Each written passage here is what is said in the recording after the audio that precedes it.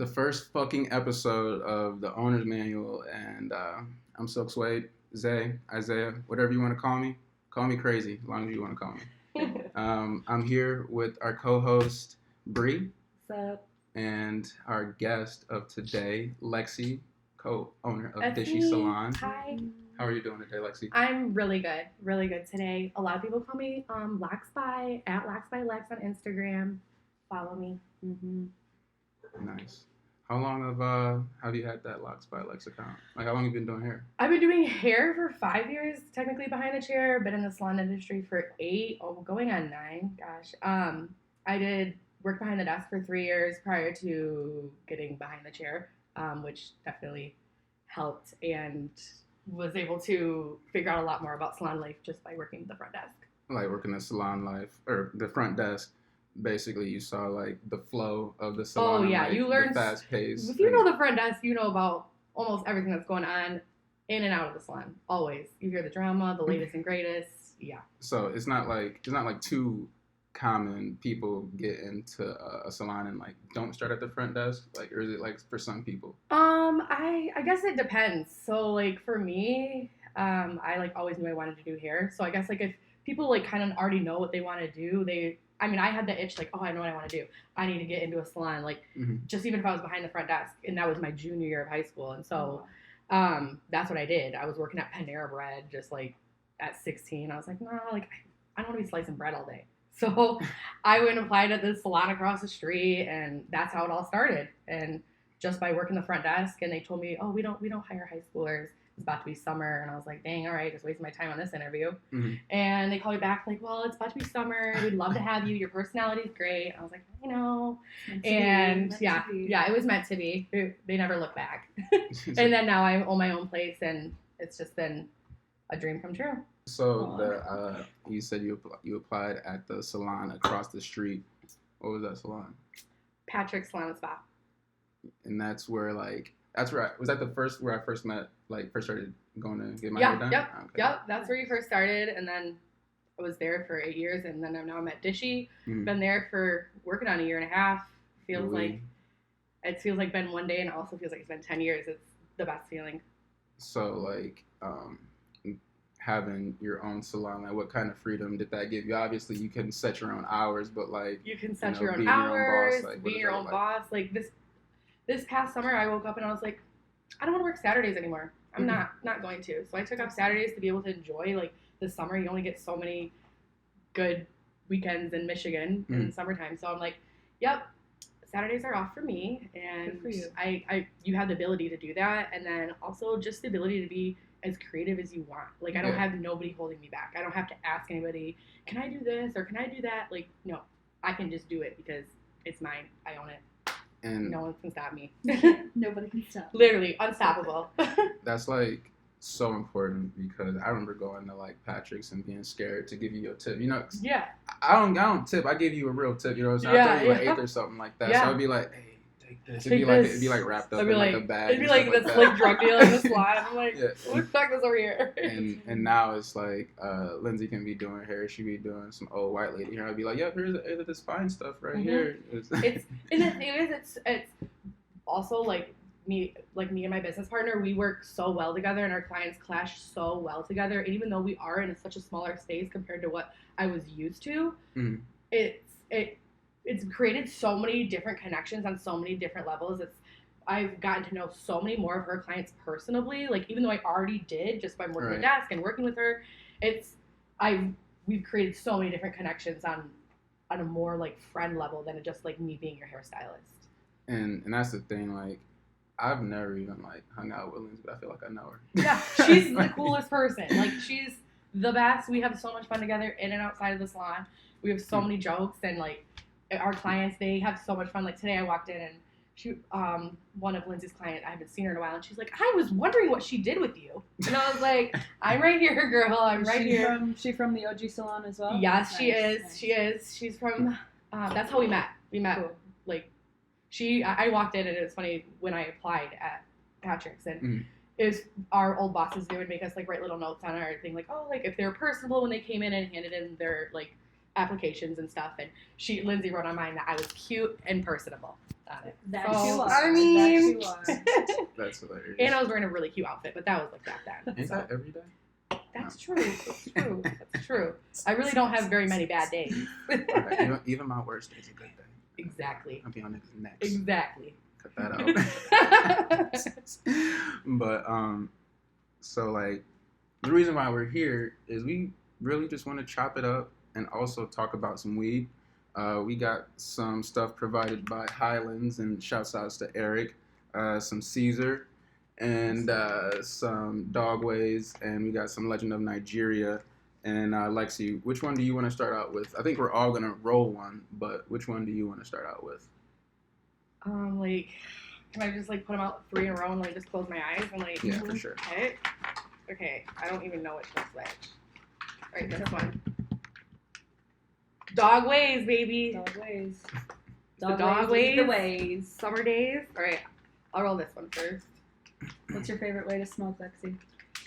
Oh, like it's gotta Or be. consume, I It's guess gotta I be a should say. joint or a blunt. I'm a big Gotta like be. social smoker. Gotta have I'm a that big thing. like people are like, oh, I like a bowl, like a personal thing. Like even at night when I'm like by myself, I still need a joint or a blunt. Like It's the ritual. it's the action of smoking and like being able to like. I hate relighting the bowl and like relighting it. It's just I'm like I lose the lighter. I'm too high. I can't find the lighter. You know, I don't like I personally like the bowls aren't my first choice. Just some are just too close to the face. I'm not trying to deal with yeah, that. I burn my lashes. And yeah, it gets in my nose, gets in my eyes too much. Big, like to roll up, and I just like have very fond memories of like obviously being in East Lansing and like tailgating and like me having a blunt or a joint and just like and just passing it to you and just be like, yep, like here we are. Here I am. I've always been the smoker. Like I'm always one. All my friends know. They're like, Lexie, what would you ever do if like you ever had one probation? I would literally simply pass away. Like I would. Like I don't know what I would do. But the funny thing about that in Michigan is you can smoke if you have a med card. Yep, that's the. Have you had a med card? No, I don't even have one. Okay, me neither. I don't know. No, I'm strapped up.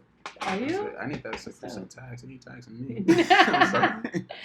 No, thank you. Say 16, but actually though, Michigan do got the cheapest taxes like in the country when it comes to like regulation and like we got the cheapest taxes, and like we are the third booming like industry. I'm butchering like the paraphrasing, but what I'm trying to say is like we are only behind like California, and, like Colorado in terms of like revenue in taxes. So like we're killing it, and the people are getting like reasonably priced cannabis. So that's what I fuck with.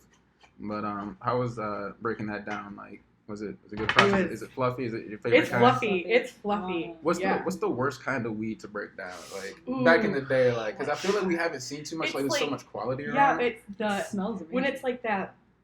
When it's real solid but almost wet, and you just like it's just like so sticky. I hate that weed. Man, I hate the dustiness where it's just like crumbles in your hand. Yeah, it's like it looks good. And you just I'm just like dog. Like it's almost like too dry, like in a way. But Highlands is out in Lapeer, and so you got the Dog Way. That's like the 27.12. Is it an indica or a sativa? sativa? Oh, sativa. Okay. Yeah. I love a sativa. It's my favorite. Same. Even at night, you prefer the sativa? Sometimes like I just it be taking me out.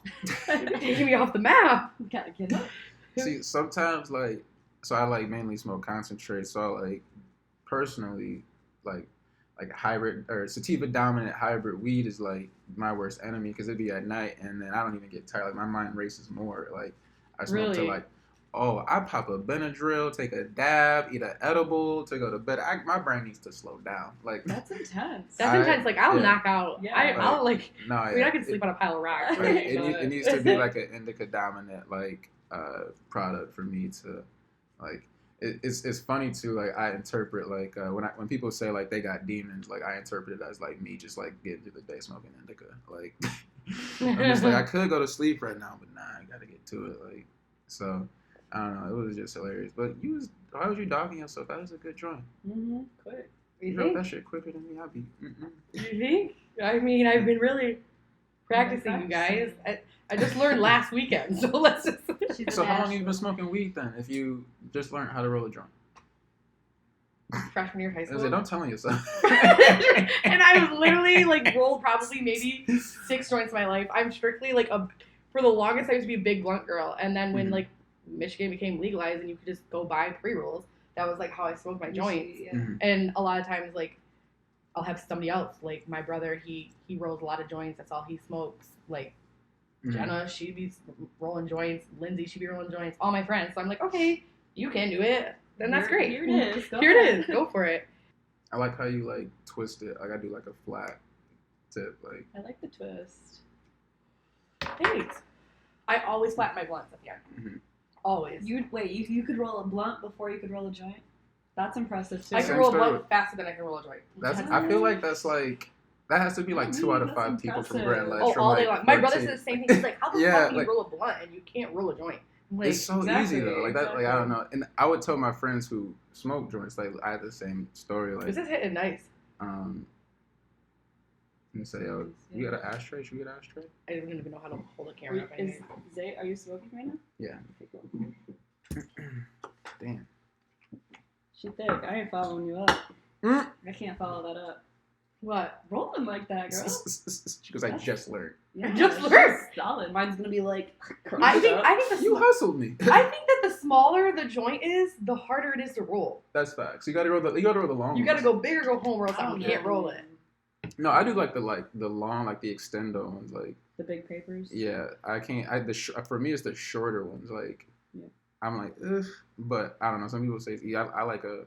You gotta get the cones. Oh yeah, cones are where it's at. See, but my theory about the cones, for some people, like I just couldn't get into it because my theory was like it takes just as long as to pack it as to roll it. Like, yeah, if you just. I don't know. Depending on how you pinching, how you scooping it, like where you at all the time, you might.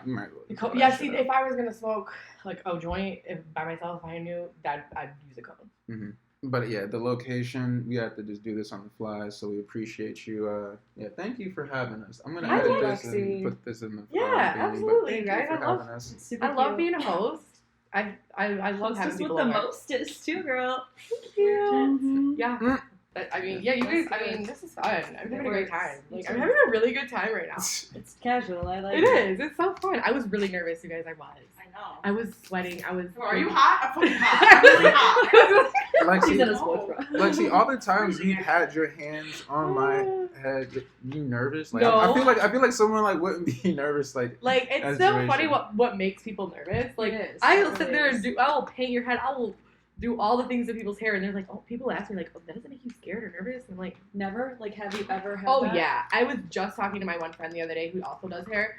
At another salon in Lansing, she texted me. She's like, girl, I'm about to do my first extensions today. Like, blah blah blah. Like, talk me through this. Talk me down. Like, can I do this? And I'm like, girl, I remember that first day when I did my first set of extensions. I was scared shitless. I was like, oh my god. Like, I all of a sudden forgot exactly how to do that. I'm like, am I gonna do this right? Like, but then like.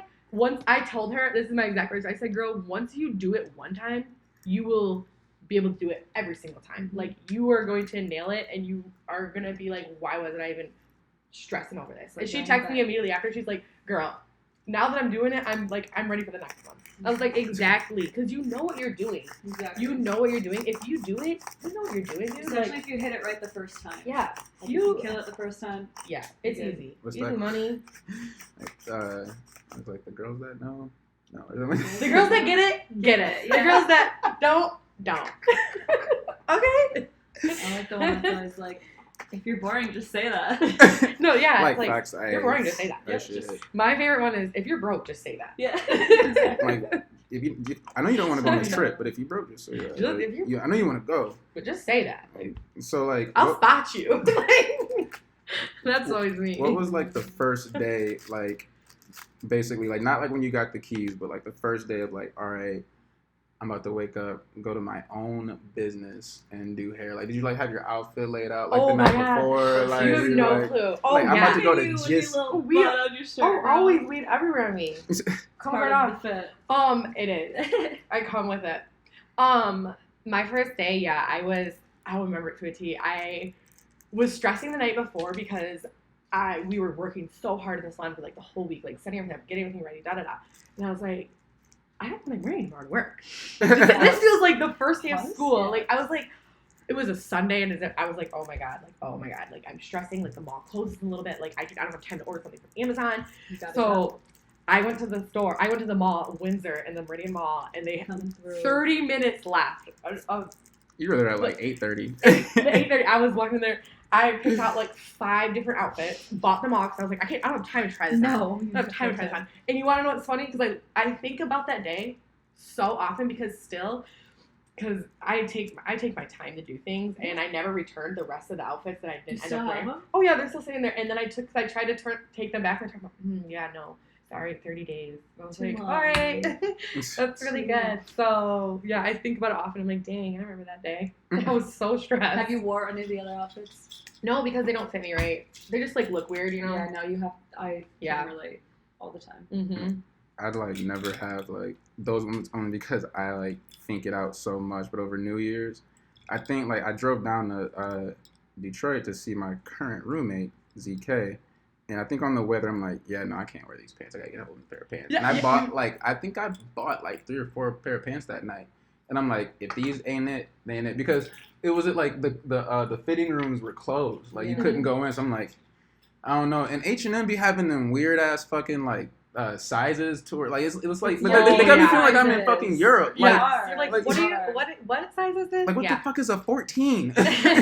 Like no, I'm a 32, dog. Like can we make it simple here? Men pants confuse me. Dude, same. I'm like, wait, you're a what? All pants. Like I know what number I am, and that's about it. Like don't ask me. I know exact for girls. I'm like, okay, yep, I know the waist, and I know like this. But guys, I'm like, you're a 30 what? Is it? What are the numbers? The length? Length and waist. And the waist. What's first? Yeah, I'm a large. Exactly. I know, I'm a large. You want a number or a letter? Yeah, you want a number or a letter? It's double digits, I'll tell you that much. No, literally. Letter, please. Literally. I just want to be known that Lexie just rolled a better joint than me. And I've only been rolling since last weekend, folks. I probably would have been on Lexie's, no offense. I would have, like, I will say though, I definitely learned, like, the first week of, like, of the pandemic. I was in the basement, I'm just like, damn, I ain't got shit to do. But I got all this weed and these, like, free papers I done got from these trade shows. We're learning how to roll. We're learning how to roll today. Junior. Yeah. What you got there, Zay? Which one is this? Yeah. I think that is the Caesar. Caesar Hybrid, 25.73%. But, Pop off. don't you, Gross. don't you have, like, because we talk about growing, like, what's your history with, like, growing and shit like that? Don't you, like, Okay, yep. Here's my history. Where are the plants at? They're in the trash. They're gone? Oh. Yeah. Not a plant. They're in the trash. Jennifer, where the plants at? I don't see them in here, girl. Girl, I just took the plants to the trash about 3 days ago. Why? I couldn't even, I knew Isaiah was coming over. I couldn't even embarrass myself. I had to dump them. Where'd you go? Were they clones or something? No, I grew them myself. Damn. I grew them myself, and then I went on vacation, and I came back, and they was fried. Where'd you go on vacation? I went to Atlanta. No. Nice. Had a good old time. Visited my cute little nephew. He's so Where were you last weekend? in Traverse City. Oh, okay. That's cool. Business or That was pleasure. That was straight pleasure. We went for my friend's birthday. Fun. And definitely recommendations, stay at the Delamar. 10 out of 10, right when you Is it walk the in. one with the club inside of it? No. Oh, okay. Okay, that's Hotel Indigo. Okay, That's Hotel Indigo. that one's fun. Yes. I'm sorry. That I'm place is picking the upstairs club. No, Like, the why one is I'm he talking, I talking? think, it's downstairs. It might be old. It's old, but that's where I used to go. Traverse City's fun. Well, yeah, I did the Delamar right when you walked in. It's Delamar. a complimentary glass of champagne. Like all your guests, and super nice, like very nice restaurant in there. Sweet. Very elegant indoor outdoor bar, like beach view. It was beautiful. The service was amazing. The artisan, the restaurant inside there was so good. Their brunch was amazing, and 10 out of 10 espresso martinis. Yeah. Yeah, that's where it was. So- and outdoor pool and Sponsored. indoor pool. Was that No, like it's all around spontaneous or here. you planned that? 'Cause that's Oh, like I a planned whole that. I planned event. that. I do a lot of planning. If I wasn't on the hairstylist, I'd be an event planner. I heard you're Let's decent plan at event planning. it. I heard you be hooking up Oh people's yeah, you birthdays. guys don't even want to know. My itineraries get long. Like I do. I write them all on my phone. Like, look at this. When's your birthday? September 23rd. I'm a Libra. I'm the first day of a Libra, so I'm on the cusp of a Virgo and Libra. Nice. But look at my itineraries, you guys. It's really embarrassing no, don't be rude. because it's I be sending to my friends. I'm like, all right, this is our Traverse City Morgan's Beat itinerary. Oh my goodness. We have times like there's you guys see this events times like numbers like this is not a drill. We're getting straight to it because You want to roll the legend of Nigeria? Okay. realistically, how many times do you go on a trip and when you don't have shit planned, you sit around like, oh, what are we about to do? What are we about to do? Like, and you don't have anything planned. And by the time you figure something planned, you could have been done 3 things. You know? Basically. I like the way you think. Like You gotta think ahead. And I'm really big on the reservations. Like, if you don't get the reservation, then like, we probably can't go. What about Yeah. activity? Yeah. What's your That too. go-to activity on vacation? Like, let me rephrase that. Like in-room activity. Is that a thing? Like, do you play games or Like, do you... Sex. Like, depends on who I'm with. No, I'm kidding. I probably, yeah, like, are my favorite in-room activity. I feel like I don't spend too, when I'm on vacation, I barely spend any time in the room. That's my thing. Like, I'm gonna wake up there and then I'm gonna pass out there. And I'm gonna stop for outfit changes and that's about it.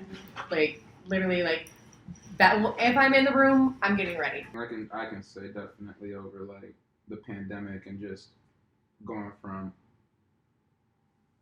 to and like I think I dyed my hair for like Halloween in 2020 and that you were still at Patch, you were like, I'm gonna leave, I'm gonna start my own stuff. And typically when people are like on that entrepreneurial tip and like a position of like having, employers, people be like, yeah, we'll see, or like they knock it off and stuff like that. But then like to see you actually do it and to like come all this way is like super inspiring. It motivated me to Took a lot of manifestation. It wasn't.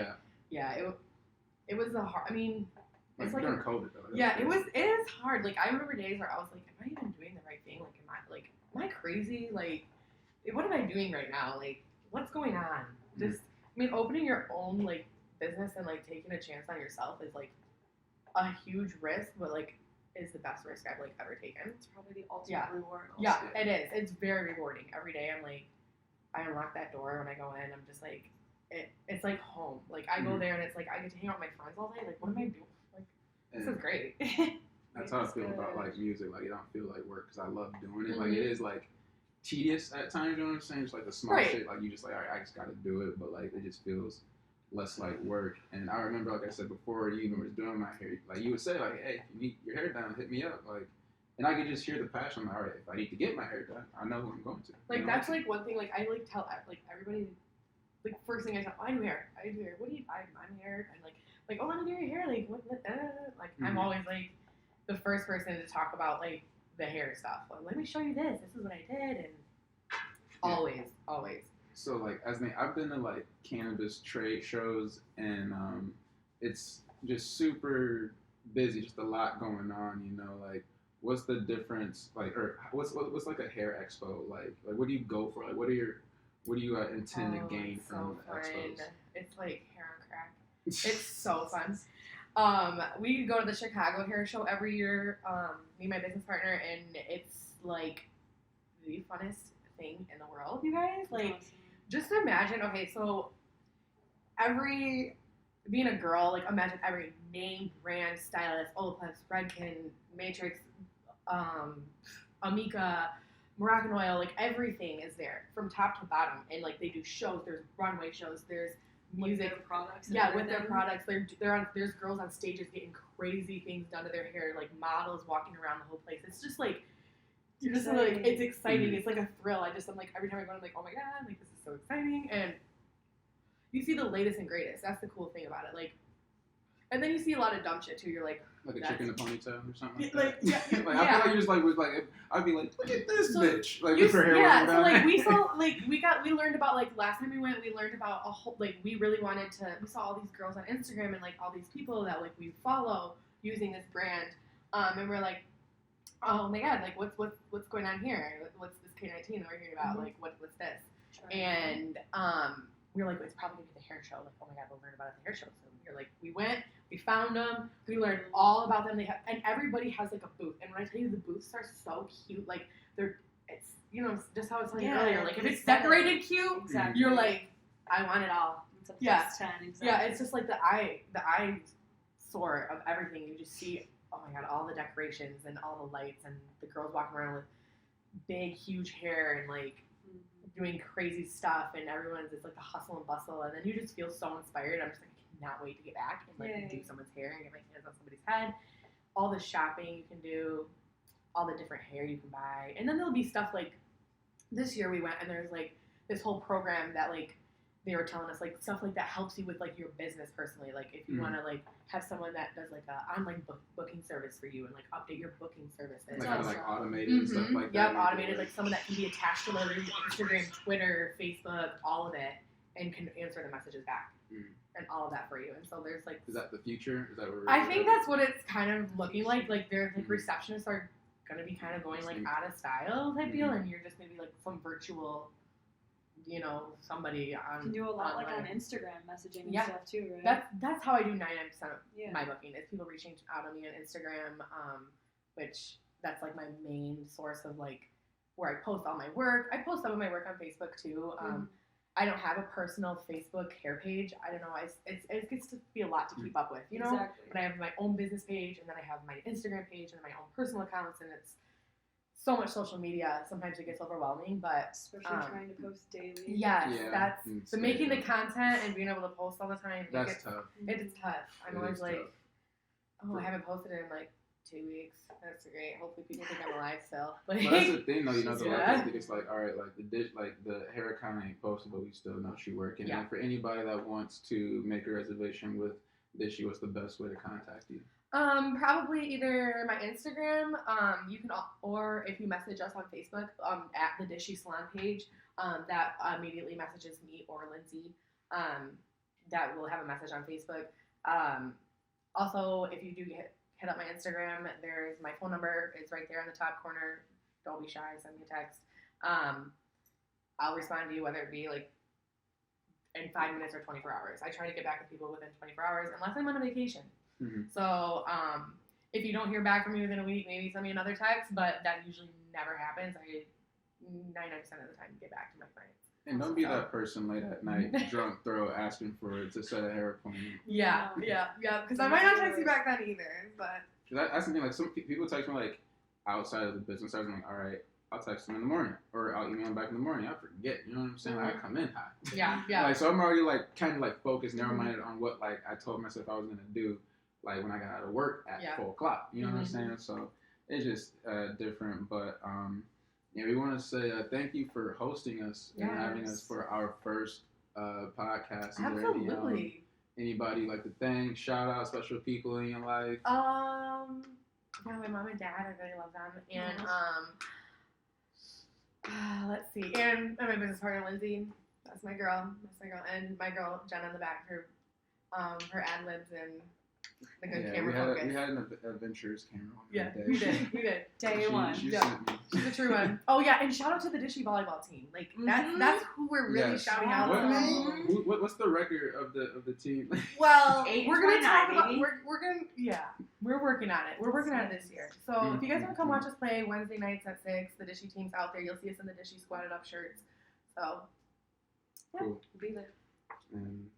Thank you for joining us for the tail end of the Owner's Manual. Thank you, Lexie, for the wonderful interview. Thank you, Bri. Sorry that you can't be here right now, but I am joined with an acquaintance and someone that has became more than just a work friend, but an actual quality friend in this life of mine. And I'm really appreciative to have him here. And he is the sales rep for Highlands area. Yeah. The sales rep, the class clown, the sales director, the ugly face. I mean, we've got a lot of pretty faces to choose from, that's for certain, but, a tolerable face, an ugly, tolerable face, and glad to be here.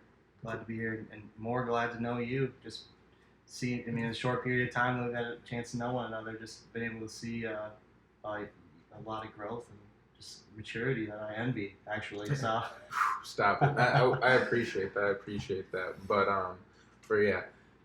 Eric is the sales director for Highlands, and for those who don't know, for the kids in the back, tell us how you got into this industry and how you got acquainted with from Highlands and kind of the story behind that. Certainly. A year ago, I was in steel-toe boots, schlepping on some job sites, some construction sites, and that's an understatement for what I was doing. I was working with just a company that was responsible for equipment rentals and construction, and over the past 5-6 years, we really started to do a lot more grow houses, a lot more cultivations, a lot more storefronts, and those were a lot of the projects that I was working on. So it was a writing on the wall moment where I was very happy to see, hey, this is here, and just grateful to be a part of it, and also to be able to have a little bit more educated conversations with some of those people that are doing and entering that space, especially like the contractors. So it was about December of last year. I was just looking at it. I've been doing it for about 10 years and had been approached by Matt, a good friend of mine for the better part of the last 15 years, and just wanted to show me what he had been working on as far as this cultivation was concerned. We had actually worked together. I had sold him some equipment for the grow rooms themselves, and I didn't have a chance to do a full send tour, but around that time I had the chance, and ultimately it was just the stars aligning. There was one of those, I think it's Jurassic Park, no expense, or no spared expense. Is it really the mindset that I got? The facility was, it was impressive, but it wasn't over the top. Like, it wasn't like all the bells and whistles. It wasn't a flex. It was just very just on the nose, respecting both the actual cannabis plant as well as being able to fulfill orders and disperse them to the state dispensary network. So, yeah. Gotcha. What were you doing prior to December last year? You said you were in the steel-toe boots. So I was in an outside rep for an equipment rental company, and I'd done that for about 10 years between Florida and here. Worked here, all over Metro Detroit, Grand Rapids, sent equipment to projects and events all over the country for the better part of 10 years, and it's a multi-billion-dollar industry. So, you leave or transition a more traditional blue chip career and come into here, and you're hearing more about it. We're referred to as Chads. I would consider myself a self-proclaimed benevolent Chad, in that, I've had my experience. I've done a little bit of the time, as some would say, but also just trying to absorb, learn. Like, I'm not going to other cultivators or other partners of ours like, hey, this is what we do and we do it. Like, I'm more like, hey, I love what you've done. Like, you've done X, Y, Z, an incredible amount, and I learned, I've appreciated it. Hey, I've probably indulged, actually, so I can actually have this conversation with you and be authentic. If I'm not, if I'm pulling my punches or whatnot. But so just being able to transition from that, and I tell you what, being able to bring a lot of that framework and just those skills, there's a lot of similarities between construction and cannabis. So, Eric, can you tell us some of the similarities and some of the differences that you've seen from construction to cannabis?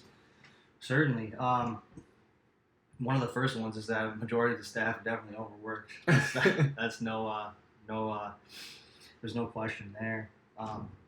So when you take that into consideration, when you're actively talking to them, there's emotions there. You can see that, like, when you show up to a job site and they're in one stage of construction, it's very similar to showing up to a dispensary the same day that they're accepting a big shipment. Like, you kind of gotta understand them the way they wish to be understood, and that's going to vary from job site to job site, dispensary to dispensary, subcontractor to subcontractor. So there's really just not one, what we like to refer to it as like a silver bullet approach. Like, you really kind of got to be flexible and accommodating depending on wherever you're visiting. Thank you. And I just want to say, as the owner of Silk Swade Records, I just have to make this a statement and be vocal about it. Over the weekend, something very powerful happened, the overturning of Roe versus Wade, and I'm just absolutely disgusted. It's hard to really find my words because I'm just so emotional right now. But um, how did you feel about that? What were your thoughts, like on a more social tip? Well, I mean, from the perspective of a white male, I mean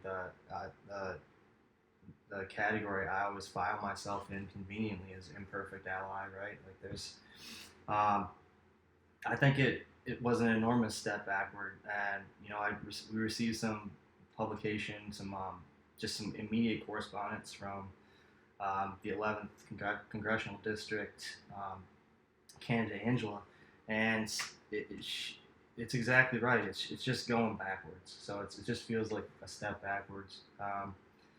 I don't have very much more to say upon that, just because my opinion is sort of null and void with having the male reproductive system. Mm-hmm. But what I can say is that every single effort of support that my wife, the mother of 2 children, has been able to offer as far as women's reproductive rights are concerned has been something that I will continue to echo. So I look for her to lead in that category, and thankfully she has. So Yeah, it's working for all women, and I'm happy to say that I think it's a huge flex on my part. same. But yeah, I was absolutely disgusted, and there are women out there that I'm not speaking for anybody, but I know how scary the whole process can be, and yeah, 2 allies here. But so pivoting, but I think I'm actually doing a mix of from what I You think are. is the Legend of Nigeria and the That's dog ways. Dog Ways. Yeah, and I'm gonna tell you what, you can see the sugar from here. That's gonna be a fun ride. And say, I asked this question earlier. Hopefully you had some time to think about it, maybe. To reminisce a little bit, yeah. But if you were looking for that perfect strain, on a dating site, because it's a commitment. If I find one, I'm not quitting. Like I've been with Gorilla Glue for a while. I've been locked in. Yeah. But what would you see on Legend of Nigeria's Tinder page if you were just browsing the web? Live, laugh, love. Must love dogs. No one under 6 feet. I'm just kidding. I'm kidding. I'm kidding. It's a very uplifting strain. It's one of the strains that I've had the chance to talk to a lot of people about, and really, you just got to be on the go. You got to be ready to do something. You got to be. You have to have plans, and you got to have an answer to the question, "What's next?" Basically, because. It's not going to be one of those ones. Let's say this: if you were to enjoy it and then pop a squat on the couch, whoever you're with, you're about to get to know them that much better. And we're about to get real vulnerable around here, fellas. 20 questions, reciprocal self-disclosure. Just a great I've had. I'm always a fan of like the intangible metrics, and ones some of the partners that we take that we work with. They'll take a handful of strains from us that we kind of curate and select and work with based off their expectations. And it's just fun to see like which stock depletes the quickest, and across the board, the Legend of Nigeria has just been fantastic. Let me get that. Oh yeah, I mean, even if when we show up like a short amount of time later, they'll be like, yeah, it's gone, and I love that obviously, but also I'm kind of like, dang, all right, well. Hopefully we can get even better at growing it. And then of course there's always this like this hidden thing beneath the surface where I'm like, maybe I should just call it L.O.N. Right. Like Legend of Nigeria L.O.N. because I'm trying to keep Nigeria out my mouth, like a little bit, just because like it's a strange thing to be selling Legend of Nigeria, so to speak. But I tell you what, it's popular, and no, it would definitely. So I live, laugh, love. Must love dogs. No one less than 6 feet, for sure. That's hilarious. it's interesting. It's like, like how we just know Persian rugs, the fine china, Yeah. but at some point, we got to restore something to, the motherland. You know what I'm saying? So that legend Nigeria, I'm just saying, like if it's just high praise, then it's just, I'm telling you, I'm serious. Like we have such a fun time. I know you mentioned you like the Gorilla Glue as well. Like we do two generational impacts in Gorilla Glue. We just do the metrosexual Hick Lapeer version of GG4, which is different. It's different. We catch those folks from Chattanooga off guard a little bit when they put the nose on it. So when you said 2 generational, what for the people that got hearing problems like me and myself? Oh, for Gorilla Glue, because Caesar is actually cut from the genetics of GG4. Gotcha. And that is another, that we've had the plants or we've had the pleasure of sharing rather. That it is another one of those cerebral. Like I look at it this way. If you're one of those people that can have a cup of coffee and then fall asleep 10 minutes later, like A, I worry about you, but B, I am you. So I would say, like, I'm scared because that is me. Like, yeah. Depending on, like, the right amount of coffee, man. 2.5 because I get so antsy. I'm going to take a nap real quick. Exactly. Like, and it's an actual, like a categorized caffeine nap. And you can do it for 30 minutes. It's kind of wild. But this Caesar is that category. Like, I look at it as, hey, if it's 8 o'clock at night and you were planning on getting to bed before, I don't know, 11, then you're still in the clear. Like, you're good. Like, you can enjoy it and still get whatever you got to get done, but have a great time and just be easy. Man, because I am the king of weed naps. So I will, I will be out and then, like, I'll be like, man, like, back when I was in school, I'd be like, all right, I'm going to dip out early. I got to turn in this assignment. I was already cooked when I left. But when I got home, I would just be so tired. I'm going to just take a nap. Assignments, it's like 9:30. The assignment's due at 12. I wake up at like 12:09. Look. And I'm just like, let me just hop back on real quick. So something for that 30-minute piece, oh, man, I think that would be absolutely like much needed. Like a little cat nap. But it's interesting. And that was the Caesar? Caesar, yeah. Caesar. And those are the two that I always encourage intertwining just from like a stack experience perspective where you're on the tail end of one high, roll it into the next. And I mean, you cannot go wrong with that L.O.N. Caesar baton handoff. You cannot go wrong. It is on the nose every time. Nice.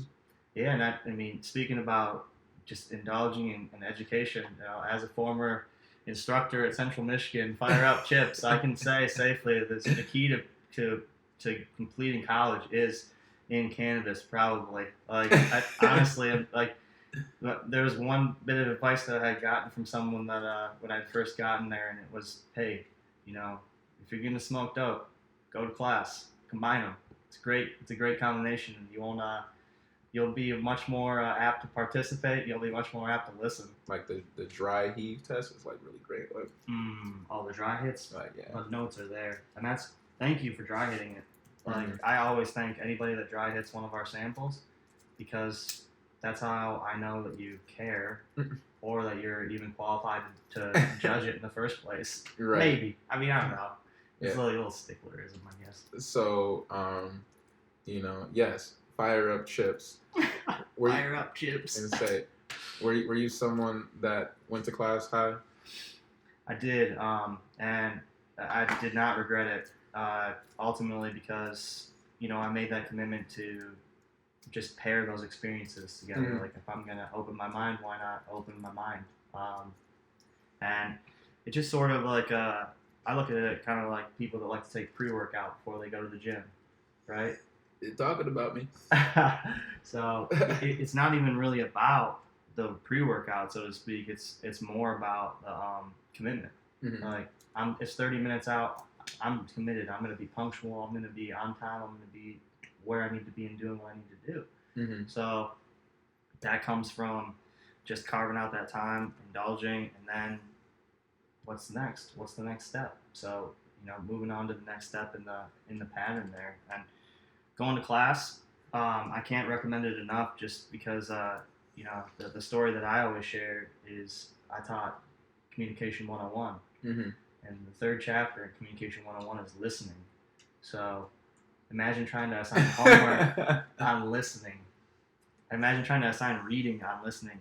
And it ends up being like a really example and like a good cathartic example, because it's one of the least attended classes. Mm-hmm. So if you're physically not present, how are you listening?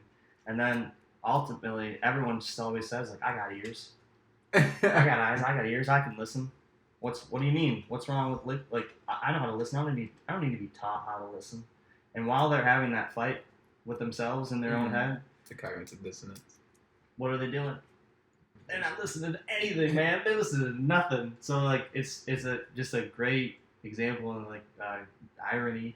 Like, I always love that. And then also for the people that actually did show up to that class, that was least attended class, like, kudos to you. Hopefully you were high in the back, because I encouraged it. I encouraged it. So. I definitely remember taking that class, and at some point I just stopped taking note cards, because it was an overthought process. It's talking, it's speaking, and I think the hard part was speaking to a group of people, not what it was. Yeah. So like, I'm a fast talker, so if I'm talking about, I every speech I gave was about it was about like music, poetry, or weed. Honestly, because I was a medical patient all throughout, so I knew a little bit what I was talking about from the consumer perspective, because it was definitely more caregiver oriented back in the day. So you could compare more people. I miss like the farmers market type vibe, and there were some dispensaries that had like different caregiver shops and kiosks, and I was like, man, shouts out to Danny Trevino, but yeah, I don't know, it was a good time back then. But those were 3 topics that you would have been ready to talk about off the cuff at any point in time, because you're passionate about them. Yeah. So I always encourage people to, if you're doing any form of public speaking, like, make sure that you are prepared. And one part of that preparation is just being passionate and learning about it. So like, if you can dip into some of your experiences from talking about it in the past all day, why not? Yeah. But now you got to tailor it towards that audience. Mm-hmm. I'm real passionate about it still. And that's the thing about life is, when you're passionate about something, you don't care about bumping your head when you're trying something. Now, pivoting back, can you tell us a little bit about the dog Waze? Oh man, thank you. So I saw a LinkedIn post recently that said, everyone's on here talking about all their successes. Let's talk about our failures. And that got me thinking, just across the board, about poor old dog Waze, which we're certainly in the middle of searching for hopefully a save here shortly. But as we were growing, as we were just really doing that pheno hunting, that like next level of just growing your flower rooms and growing your offering and figuring out your identity as a company, that brings us to Dogways. And Dogways was part of our third harvest. It was part of a lot we got from Existo with their genetics, and just freaking fantastic line of sativa, colloquial sativa. And we were looking at it as a silver lining, because we lost the mother. So we lost the mother, and we were trying to find, we like to make lemonade. That's the model, right?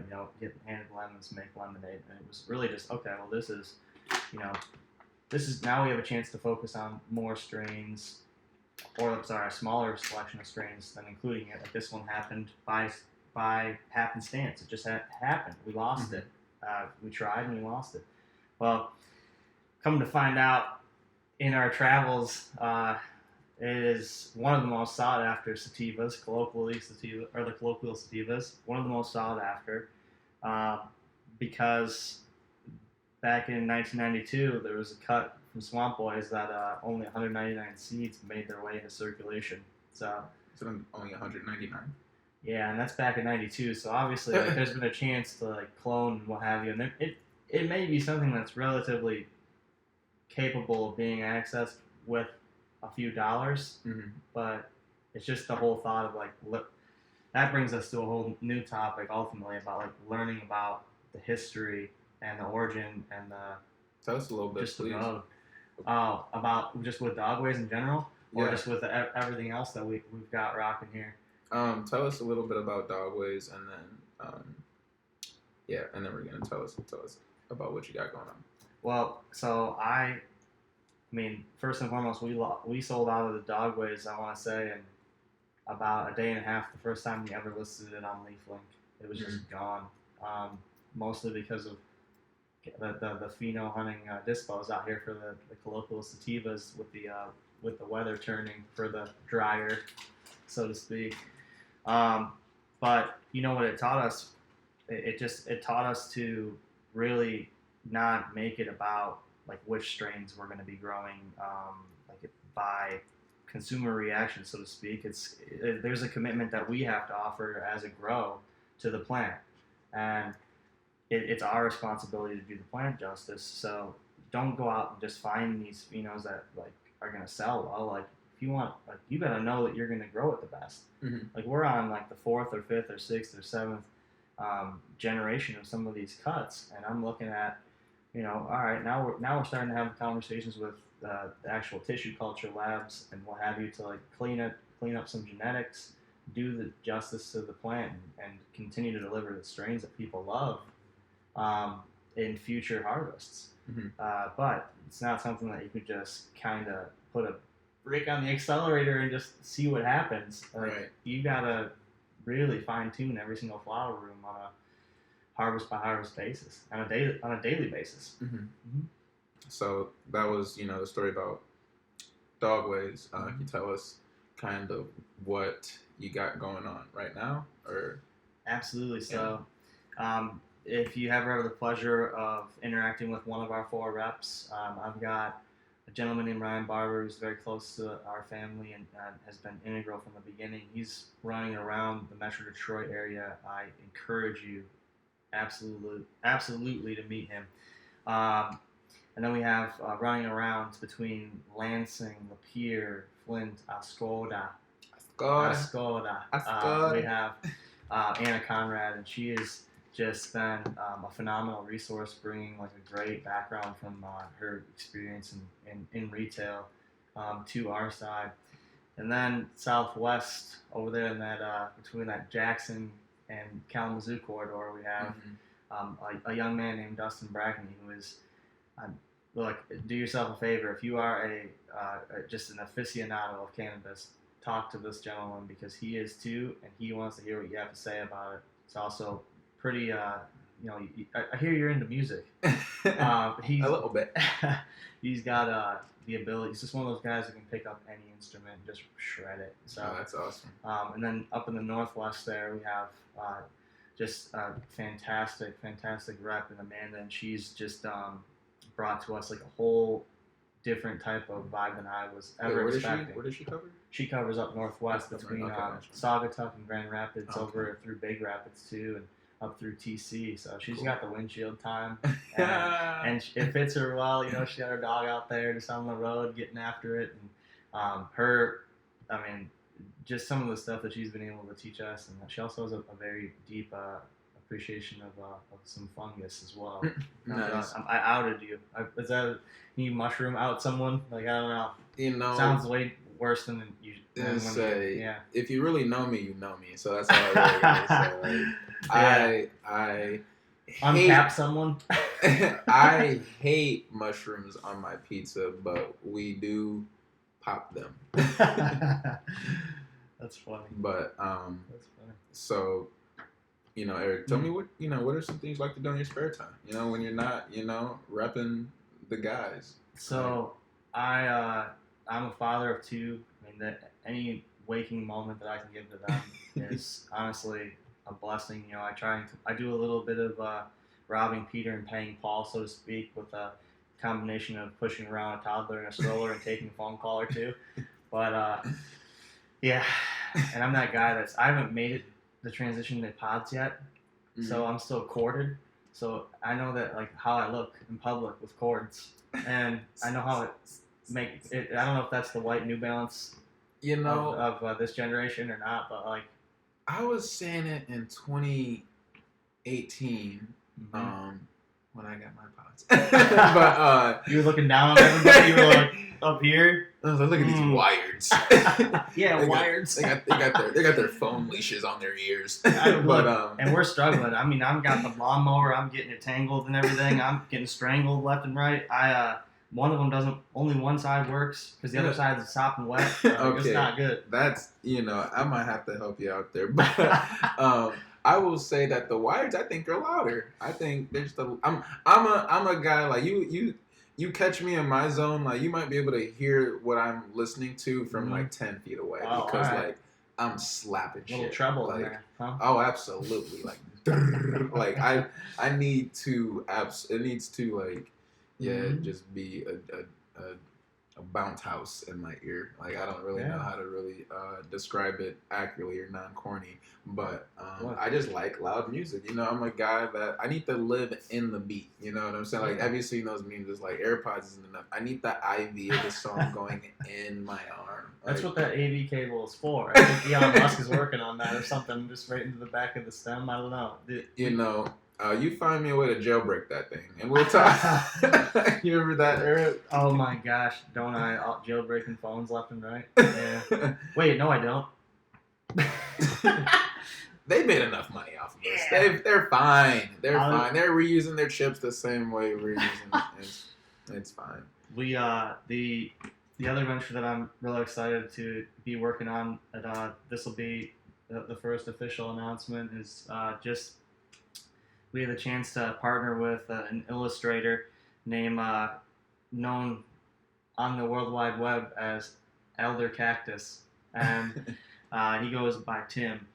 He right now with him we're working on a satirical children's book titled "Sometimes Papa Bear Gets Absolutely Launched," and we're really hoping that it will help destigmatize just the role that cannabis has in parenting, which is a topic that, as mentioned earlier, I'm incredibly passionate about.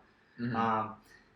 And it's not because you show up at a dispensary and you see the car parked out there with the window cracked and the AC running, the kid in the back. It's not something like that. Just saying. But there's it's definitely a continued struggle and something that we as an industry need to look at. And I look at our partnerships with alcohol companies as kind of like the wrong direction as far as that's concerned. So there's been some like headlines that we've seen in the news about just unsafe practices, and you mentioned having this partnership with this children's book, but where is that line of good parenting and like dissolving the stigma of cannabis? Like, can those be two things? And one, is there a line, or is that like somewhere else in like better practices in areas like that?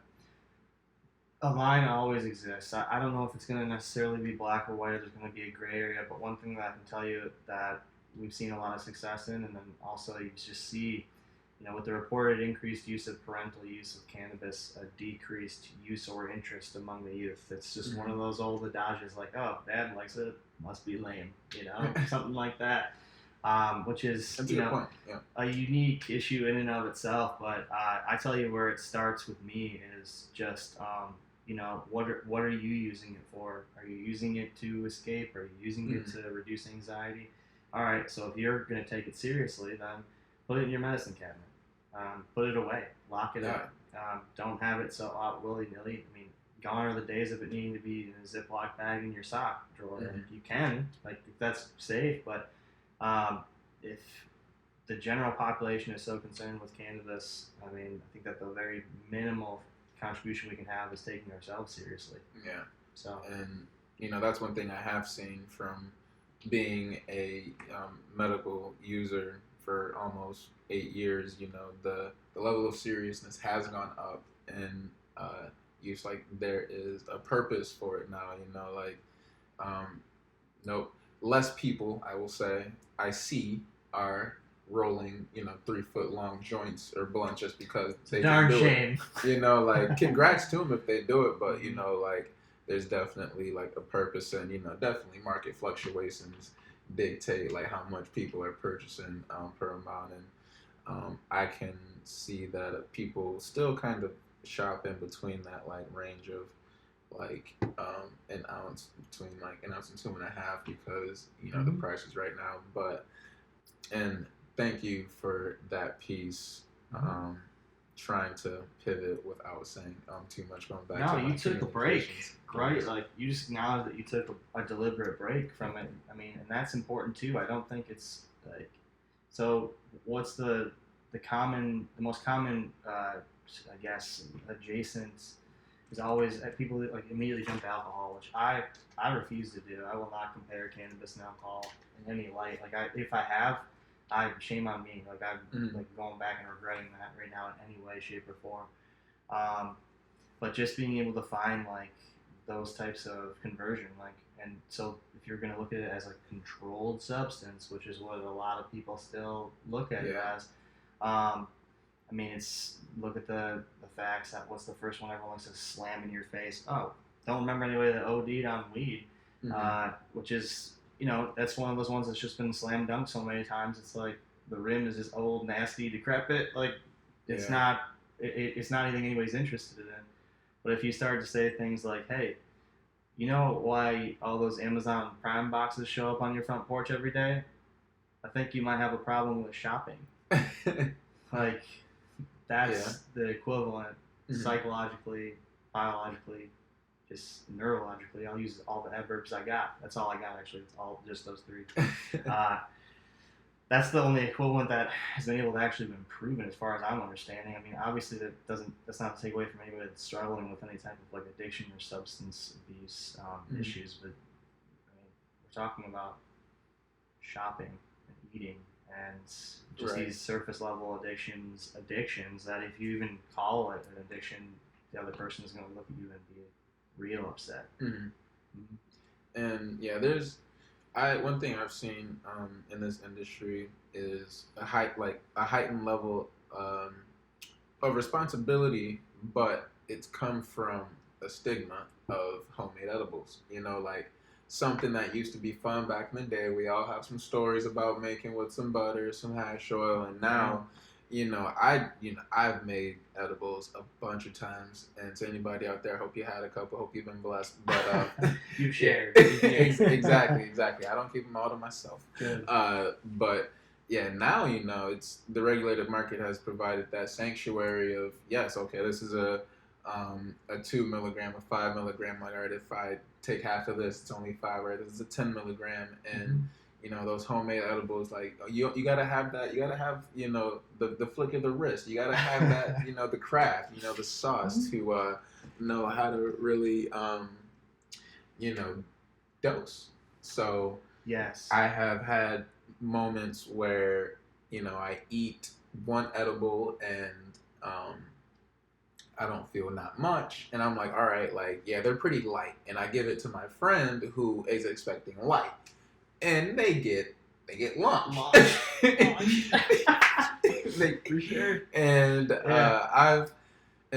my friends have been in the torture chamber because of some of my edibles, and I've only felt bad.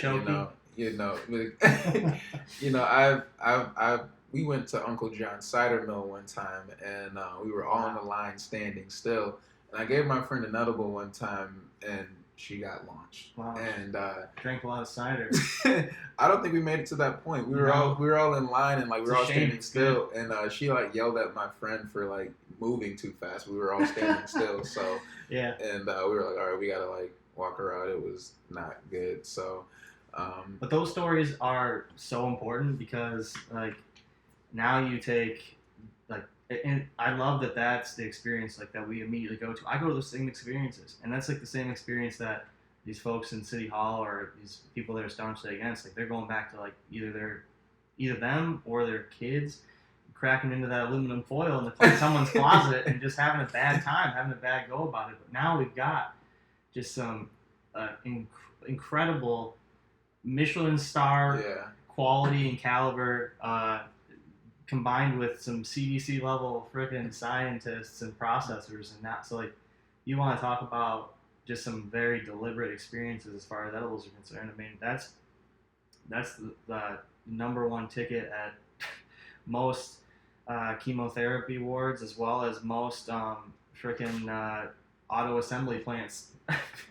Yeah. That's all. I mean, it's gone are the days of having to worry about your staff being in a brown bag that, unless that brown bag has gummies in it. That's about it. And they sharing. You better be sharing. Yeah, and then they're way more excited to be assembling parts and are way more dialed into that moment. So Because time just flies by for me. But do you have any edibles that you gravitate to in today's market, or were there some that you did back in the day that you like that still that takes a real estate in your mind? my today's story, time? I mean, the story that I always draw back to is when was my first experience with a full-scale chocolate bar. Mm-hmm. And I just made a mistake. I thought I was going to have one of those days where it was just me. It was just me and like a binge day. And they're so few and far between. But so I was excited. So I was like, all right, let's go. Like, there we go. I'm dialing up a deliberate experience. Like, I'm carving out time to indulge and responsibly consume. At the time, the labeling requirements weren't as stringent, and so there's been a lot of advancements with that with the CRA. But I did actually make the mistake of consuming too much of this chocolate bar, and then it was like Lemony Snicket's series of unfortunate events following that. Like I had, I'm expecting to sit there and watch this and just have a good time, and I don't even know what it was. It could have been something as mundane as Frasier, for crying out loud. But I'm all of a sudden, hey, heck yeah, Kelsey Grammer, Roz, I see you. Whatever. So we first things first. First person to crack through the door and is my grandma. Mm-hmm. That was unexpected. She doesn't arrive quickly.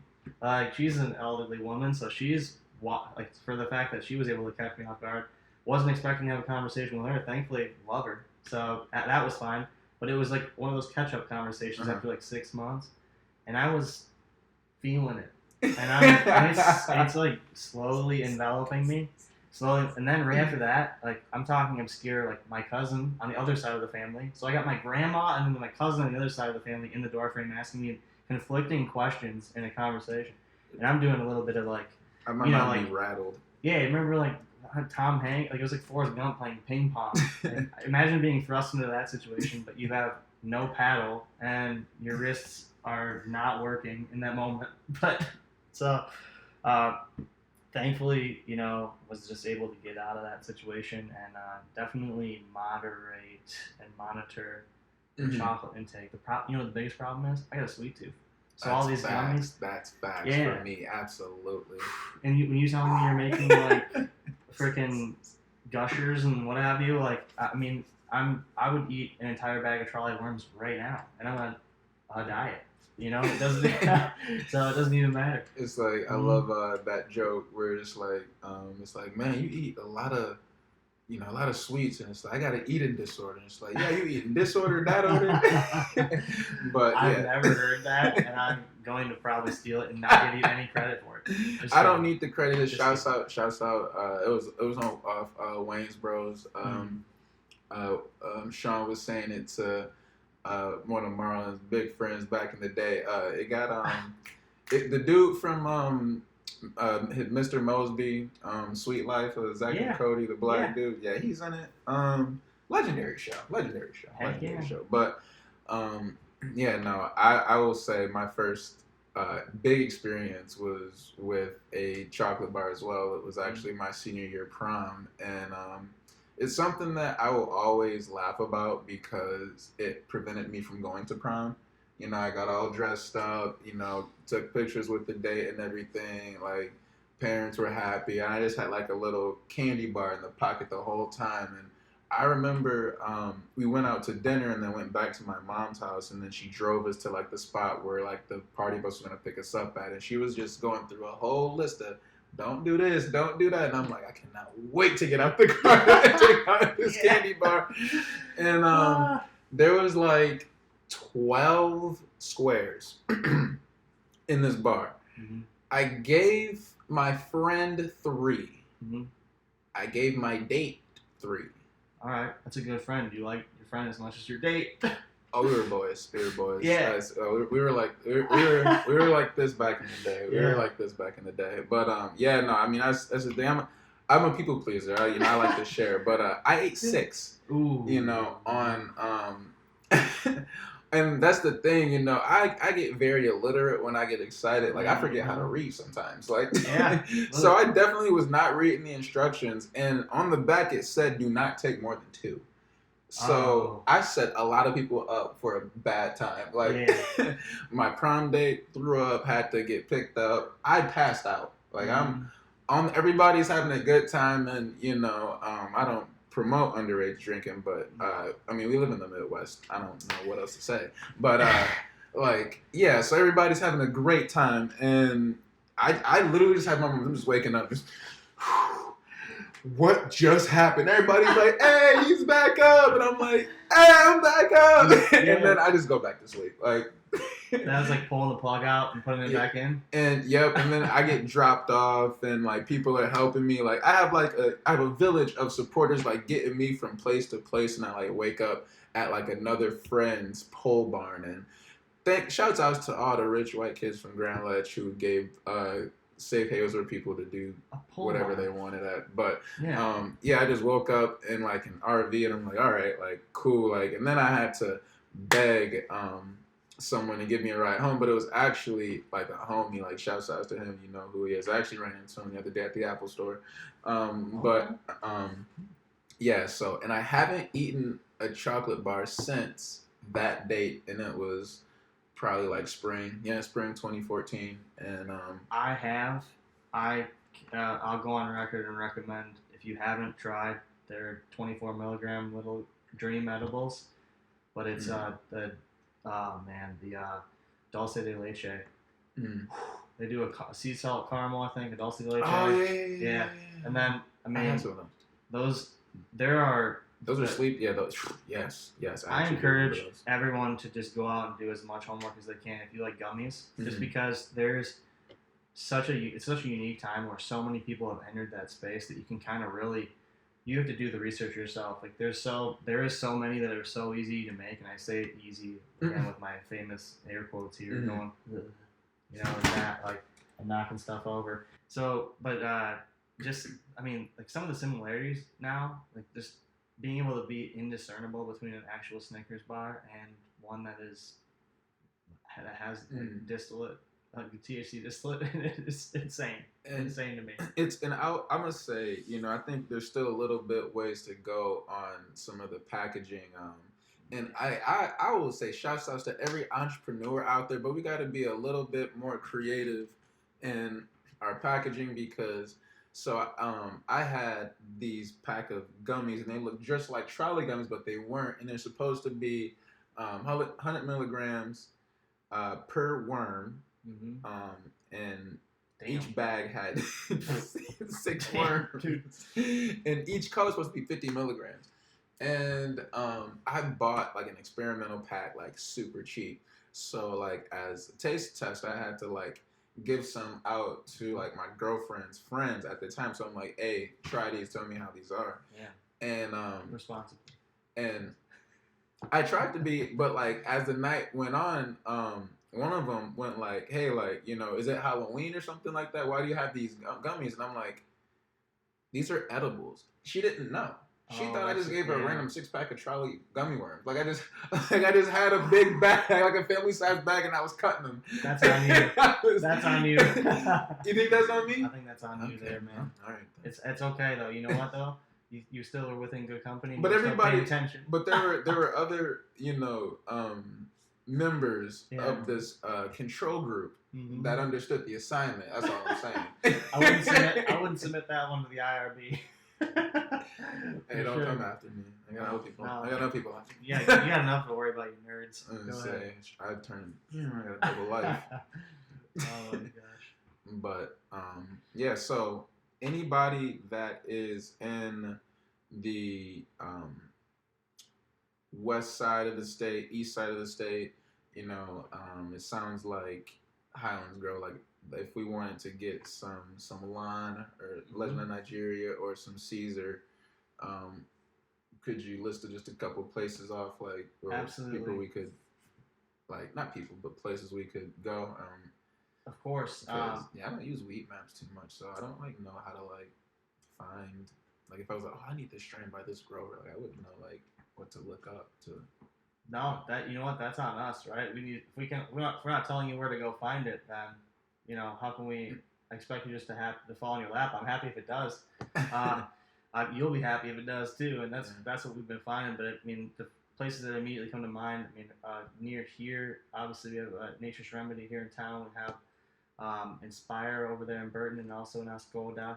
And then we have Dune Grass up in the northwest. We got some Nobo and Harbor Farms as well out west, and then around here too, Green Farm. We just did a vendor day over there, and then we have some med spots in Detroit, the Detroit Herbal Center, and then 420 Factory, and also a big fan of chasing those boys over there at King of Buds. I like them a lot. They're fun. Nice. Tell us about that event over the weekend, and how did that go? I think it went really well. You know, so I always have I always have a trouble with a Saturday event just because of the boys, like just my kids. So, and but just being invited, being asked to be invited was always a privilege in my mind, and had a chance to spend some time over at Green Farm there in Hazel Park, and they had thousands of people roll through there. They had some insane barbecue going. They had some, I think they had one of my favorite things, because I've done this before, but someone showed up with a car full of 400 hot and readies. And if you're going anywhere with 400 hot and readies, you are ready to have a good time, to say the least. So, yeah, just quick thanks to, you know, the team over at Green Farm there, as well as quick thanks to our peers. I always like, you know, at these vendor days, you get these neighbors that you're looking at, and it was we were real fortunate to be next to, you know, Pleasant Trees and Canada Boys and Packwoods, and spent some time talking to a few of the other folks there. Our Archive, big fan of their work too, so it's always nice to be able to rub some elbows with some product. They do got some nice stuff. Absolutely, and you know what? You talked about giving credit where credit's due. That's our mission. We look at other people that do it, and we don't say we do it better. we look at you other people, and we say you do an awesome job. We hope to continue to do an awesome job too. You know, in the words of Kendrick, I think I might have some growing up to do. Because, man, yeah, if I see somebody doing it good, I'd be like, that's nice, but watch this. I don't know. Yeah. But that's super cool. So are there any like up and coming events that you're excited about that the public might be able to catch you at? Thanks for reminding me. Also, our friends over there at Puffco Farms, if you ever have a chance to meet them, they are just like a super interesting story there out of the Mount Morris area and the Burton area. So we'll be doing, I believe we'll be stopping into like the July 1st event there upcoming, and then of course we got the MICIA Summer Annual that I need to generously apply for already. I don't know how. I'm waiting way too long to sign up for that. Waiting way too long. You want me to get on my phone and sign up for it right now? I could do that for you. I mean, you could tell Bri not to do it. I don't know. I don't know what I would do. We gotta do it. No, we will be there. Seriously, because this is how much of a sicko I am. I jammed 10 pounds into a 10-pound bag there because I got the summer annual from the 10th to 12th, and then bringing the family up north the 13th and 14th. So you really do, but there's, and you're not going to be the only one. I know that there's going to have to be some illicit babysitting service up there, like some miserable. No. I don't know. That's what you bring. We bring Mima or we bring Grammy for. You know, that's it. Or the cousins. Honestly, if you're above this height, you can watch my toddler. That's the way I look at it. Hey. Exactly. But, you know, I want to say, first off, thank you for coming on. Any last words or last shout-outs, remarks? Are we missing anything? Thanks for having me on. A privilege. Honestly, anytime we get a chance to speak, I always look forward to it, as well as always do one of these afterwards. Like, all right. It's like, you know, you provoke my thought in a positive way, and, Oh. and I don't know if there's many people that can claim that right recently. Not that it's some distinguished right, but it's still something I appreciate immensely. You know, for me, I say I don't have a temper, but I think a lot of people provoke me in a negative way. There So it is. it's like There it is. I do have a temper. I Yeah. might be a little mad, but That's like some Yeah, I laugh about it. there's some friendly phrasing there, like to not assume any responsibility. But I genuinely want to thank Matt, Bri, Kevin, Ryan, Anna, Amanda, Dustin, Sean. I mean, our entire grow team, our entire production team. Seriously, just we've grown as a family over the last few months here. And we say that like family, but like we genuinely work for a family. So it's one of those things like, all right, get with the program here. And our program is one of optimism. It's one of just learning as much as possible. Someone most recently kept referring to it. There's 1,000 ways to skin a cat. And I'm looking at it like, yeah, there are, but I also want to see, how that cat feels from after all 1,000 skinnings. I thought you were gonna say I also want to see you skin a goose. I Yeah. want to see you skin a moose. Yes. I don't know. So, but just I tell you, one of the mantras that I'm trying to uphold is that working in cannabis is a privilege. Like professional cannabis is a privilege, and that's something that I hope is not lost upon anybody that is currently in it or considering transitioning from a more traditional style career into cannabis here in Michigan or anywhere. Yes, if you're thinking about it, definitely make the move. One of the best moves I'd ever made. I mean, more can't explain how happy I am. But before we leave, definitely had to get this out. You know what I'm saying? Like, we are doing a giveaway. Once again, I come to you again, humbled. No, I'm kidding. But Pretty sweet giveaway, man. we're doing a giveaway. I'm giving out a Puffco Indiglow. This is, about before tax. I mean, like $4.50. Pre-tax, and it's an electronic vape for concentrates. And this boy's a hitter. I got the peak, and I'm just living a basic life, so I'm giving this away for free. Bluetooth enabled, wireless charging, USB-C charging, real-time temp control, and a way bigger chamber with customizable LED lights. All you got to do is go to my YouTube, follow Silk Swade, like the giveaway video, and comment at the bottom with your favorite strain and your favorite mode of transportation. How do you like to smoke? How do you like to drive that flower or that concentrate from flame to lung, in the words of my friend Jacovetti over here. So we got this, and we are announcing a winner on September 1st at 6 p.m. on an episode hosted by me and Bri. And with that, we are out. Thank you for watching the first episode. Historic.